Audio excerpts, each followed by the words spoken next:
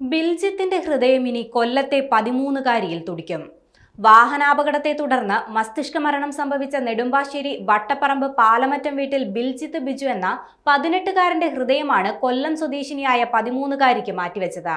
കൊല്ലം സ്വദേശിനിയായ 13-കാരിയുടെ ഹൃദയമാറ്റ ശസ്ത്രക്രിയ കൊച്ചി ലിസി ആശുപത്രിയിൽ പൂർത്തിയായി.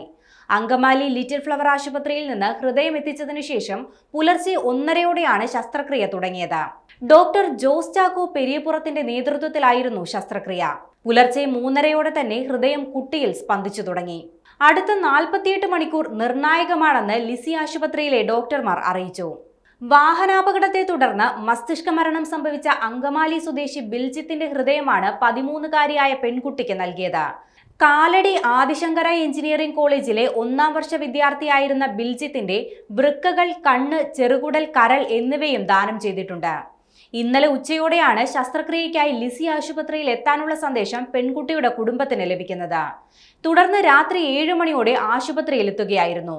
കഴിഞ്ഞ 3 വർഷമായി ഹൃദയ സംബന്ധമായ പ്രശ്നങ്ങൾക്ക് ചികിത്സയിലായിരുന്നു ഈ പെൺകുട്ടി. സർക്കാർ സംവിധാനങ്ങളും ജനവും ഒന്നിച്ച് തിരുവനന്തപുരത്ത് നിന്നും മസ്തിഷ്ക മരണം സംഭവിച്ച ഐസക് ജോർജിന്റെ ഹൃദയം കൊച്ചിയിലെത്തിച്ചത് വലിയ വാർത്തയായിരുന്നു. അതിനു പിന്നാലെ ഒരു ദിവസം പിന്നിട്ടപ്പോഴാണ് വീണ്ടും മാതൃകയായി അവയവദാനം.